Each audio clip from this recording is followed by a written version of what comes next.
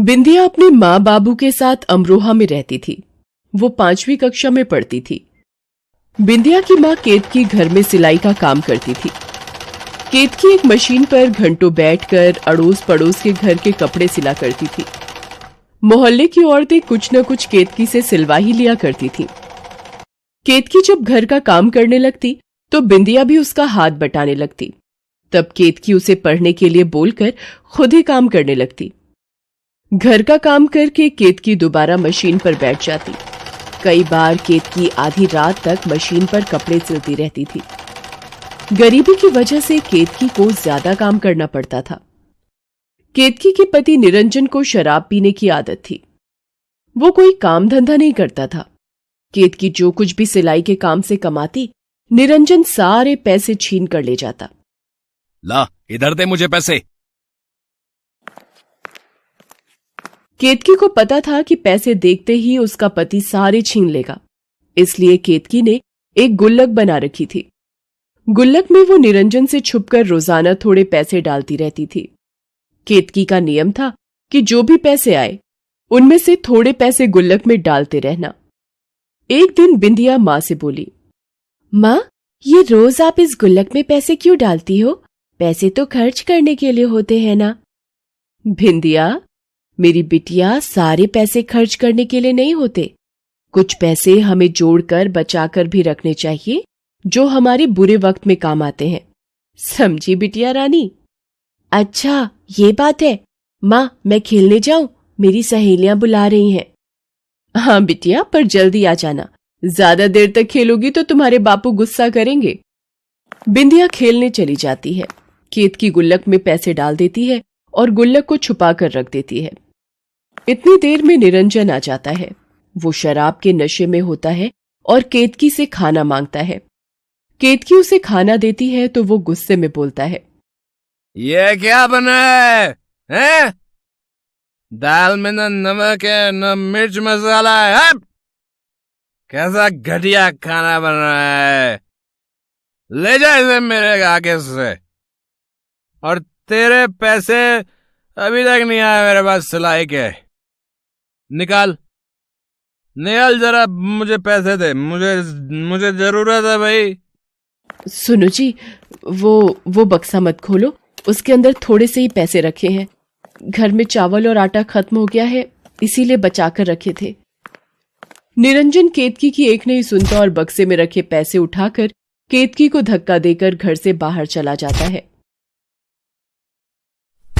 इतनी देर में बिंदिया आ जाती है। वो अपनी माँ को इस हालत में देखकर रोने लगती है। केतकी उसे चुप कराती है। दिन बीतने लगे। केतकी मशीन पर कपड़े सिलने का काम करती रहती थी। निरंजन की बुरी आदतें बढ़ती जा रही थीं। अब तो वो जुआ भी खेलने लगा था। अब तो वो घर का कोई भी सामान, बर्तन, कुछ भी ले जाता और बेचकर उन पैसों से जुआ खेलने लगता। एक दिन, माँ, खीर खाने का बहुत मन है, आज बनाओ ना माँ। ठीक है, तू घर का ध्यान रख, मैं बाजार से थोड़े दूध और चावल लेकर आती हूँ। ठीक है माँ, मैं घर का ध्यान रखती हूँ। केतकी बिंदिया के लिए खीर बनाने का सामान लेने बाजार चली जाती है। तभी पीछे से कुछ लोग घर आते हैं और घर का सारा सामान फेंकने लगते हैं। केतकी जैसे ही वापस आती है, वो देखकर डर जाती है। उसके हाथ से खीर का सारा सामान नीचे गिर जाता है। वो शोर मचाती है कि ये क्या कर रहे हो, ये सामान क्यों फेंक रहे हो। बिंदिया भी रोने लगती है कि हमारा सामान क्यों फेंक रहे हो, पर वो लोग नहीं मानते और घर का सारा सामान तितर बितर कर देते हैं। उनमें से एक आदमी कहता है, ये घर तुम्हारे पति ने हमारे सेठ जी को बेच दिया है। तुम्हें अभी इसी वक्त ये घर खाली करना होगा। कहीं भी जाओ, हमें इससे कोई मतलब नहीं। ऐसे कैसे घर बेच दिया? आप हमारे से ऐसे घर खाली नहीं करा सकते। हम कहाँ जाएंगे? माँ, ये लोग हमारे घर का सारा सामान फेंक रहे हैं। मेरी गुड़िया को भी तोड़ दिया। माँ, जाओ आप लोग यहाँ से, ये हमारा घर है। चुप कर लड़की, अब ये घर तेरा नहीं, हमारे सेठ जी का है। चलो निकलो यहाँ से। केतकी और बिंदिया दोनों रात तक घर के बंद दरवाजे पर बैठी रहती हैं। केतकी बड़ी मुश्किल से बिखरा हुआ सामान समेटती है। तब तक निरंजन भी आ जाता है। वो नशे की हालत में होता है। केतकी उससे पूछती है, आपने घर बेच दिया मुझे बिना बताए? अब हम कहाँ रहेंगे? इतनी रात में हम कहाँ जाएंगे? आपने ये क्या कर दिया? ये घर मेरा था, मेरा, समझी?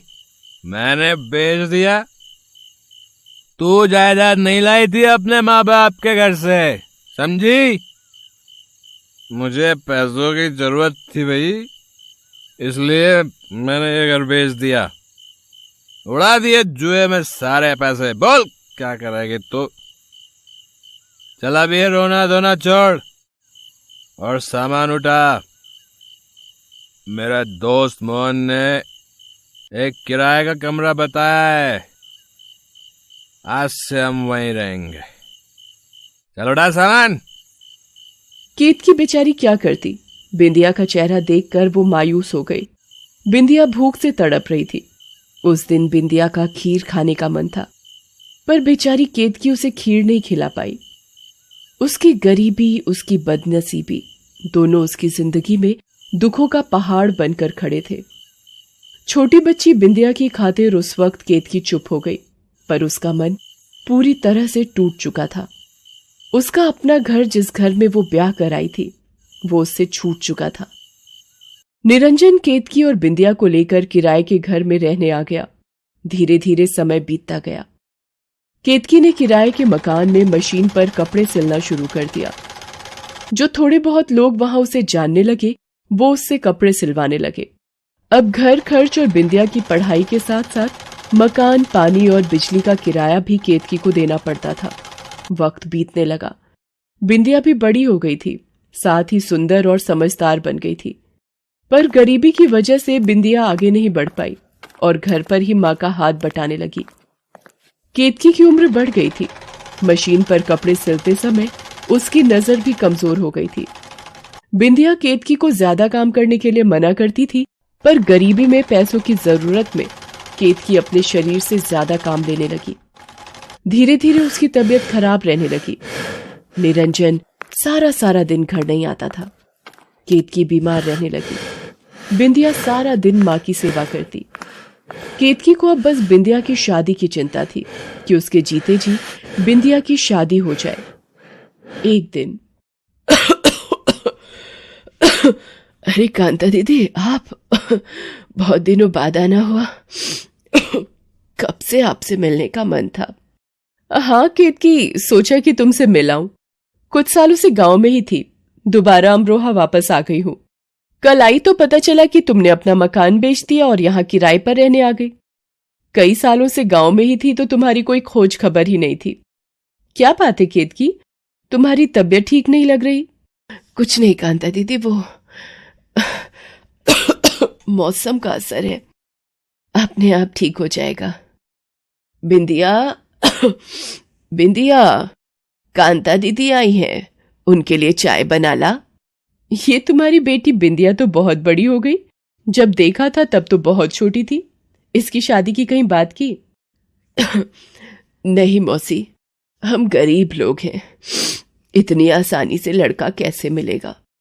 बस इसी की शादी की चिंता सताती रहती है। मेरी तबीयत भी ठीक नहीं रहती। मेरे जीते जी इसकी शादी हो जाए, बस मेरी सारी चिंताएं दूर हो जाएंगी। निरंजन का तो आपको पता है, उनकी आदतें अभी भी वैसी की वैसी ही हैं। तुम अगर कहो तो मेरी नजर में एक लड़का है जिसे एक सुशील समझदार लड़की चाहिए। बिंदिया दिखने में सुंदर है, उसे पसंद आ जाएगी। लड़का कपड़े की दुकान पर नौकरी करता है, कोई खाने पीने की आदत नहीं है, बस लड़की घरेलू चाहते हैं। कांता दीदी, आप बात कर लो। अगर बिंदिया का रिश्ता हो जाता है तो मेरी सारी चिंताएं दूर हो जाएंगी और मैं आराम से मर सकूंगी। माँ, तुम ये मरने की बातें मत किया करो। कांता मौसी, समझाओ माँ को, ये हर वक्त मरने की बात करती रहती है। कांता दीदी के कहने पर लड़के वाले बिंदिया को देखने आते हैं और शादी के लिए हाँ कर देते हैं। बिंदिया का रिश्ता पक्का होने पर केतकी बहुत खुश होती है। उसके सिर से बिंदिया की शादी की चिंता दूर होने वाली होती है। डॉक्टर के मना करने के बाद भी केतकी मशीन पर कपड़े सिलना बंद नहीं करती। उसे बिंदिया की शादी के लिए पैसे जोड़ने थे, इसलिए ज्यादा से ज्यादा काम करने लगी। एक दिन मशीन चलाते हुए केतकी बेहोश हो जाती है। डॉक्टर केतकी का चेकअप करता है और बिंदिया से कहता है कि ज्यादा कमजोरी और शरीर का ध्यान न रखने की वजह से केतकी को हार्ट अटैक आया और वो स्वर्ग से धार जाती है। बिंदिया के ऊपर तो मानो दुखों का पहाड़ टूट जाता है, मानो उसके शरीर का कोई हिस्सा ही अलग हो गया हो। वो रो रो कर माँ माँ चिल्लाने लगती है। माँ तुम कहाँ चली गई? माँ तुमने मुझसे वादा किया था कि तुम मुझे अकेला छोड़कर नहीं जाओगी। मैं किसके सहारे जीऊंगी माँ? नहीं माँ, तुम मुझे छोड़कर नहीं जा सकती। मैं इस दुनिया में बिल्कुल अकेली पड़ जाऊंगी माँ। माँ माँ देखो, कुछ दिनों बाद मेरी शादी है। मैं किसके सहारे डोली में विदा होंगी माँ? माँ वापस आ जाओ, उठो माँ उठो। तभी कोई उसके सिर पर हाथ रखता है। वो कोई और नहीं बल्कि उसका पिता निरंजन होता है। बिंदिया रोते हुए उससे कहती है, बापू देखो माँ चली गई। इस दुनिया में माँ मुझे अकेला छोड़ गई, मुझसे रूठ गई मेरी माँ। केतकी, मुझे माफ कर दे। आज मेरी वजह से तू इस दुनिया से चली गई। मेरी शराब और जुए की लत ने तुझे गरीबी में दिन गुजारने पर मजबूर किया। तू मेहनत करके घर चलाती रही, मैं उजाड़ता रहा। मैं आज के बाद कभी भी शराब और जुए को हाथ नहीं लगाऊंगा केतकी। बिंदिया मेरी बच्ची, तू रो मत और अपने बापू को हो सके तो माफ कर दे बिटिया, माफ कर दे। निरंजन को अपनी गलतियों का पछतावा होता है। केतकी पर किए वो अपने सारे अत्याचार याद करके रोने लगता है। तभी कांता आती है। केतकी के मरने की खबर सुनकर वो बिंदिया से मिलने आई थी। वो निरंजन को बिंदिया के रिश्ते की बात बताती है कि बिंदिया की शादी केतकी का सपना था जो अधूरा न रहे। निरंजन लड़के वालों से शादी की तारीख निकलवाने को कह तो देता है, पर निरंजन सोच में डूब जाता है कि वो शादी की तैयारियां कैसे करेगा। उसने तो सब कुछ शराब और जुए में बर्बाद कर दिया था। तभी बिंदिया उसके पास आती है। उसके हाथ में माँ की वही गुल्लक होती है जो वो बचपन से माँ को संभालते हुए देख रही थी। वो निरंजन को वो गुल्लक देकर कहती है, बापू ये माँ की गुल्लक, ये माँ हमेशा संभाल कर रखती थी। कुछ दिनों पहले उन्होंने मुझे दी और बोला कि इसे मैं रख लूं और अपनी शादी से पहले इसे तोड़ूं। गुल्लक केतकी की दी हुई? अगर तुम्हारी मां ने बोला है तो अपने हाथों से यह गुल्लक तोड़ो बेटी। बिंदिया अपनी माँ की गुल्लक को तोड़ देती है। वो जैसे ही गुल्लक तोड़ती है, उसमें से ढेर सारे रुपए और एक चिट्ठी मिलती है जिस पर लिखा होता है, मेरी बेटी बिंदिया की शादी के लिए। ये देखकर निरंजन फूट फूट कर रो पड़ता है और बिंदिया भी ये देखकर अपनी माँ को याद करने लगती है। निरंजन गुल्लक के उन रुपयों से बिंदिया की शादी करता है और बिंदिया अपनी माँ के आशीर्वाद को लेकर अपनी ससुराल विदा हो जाती है।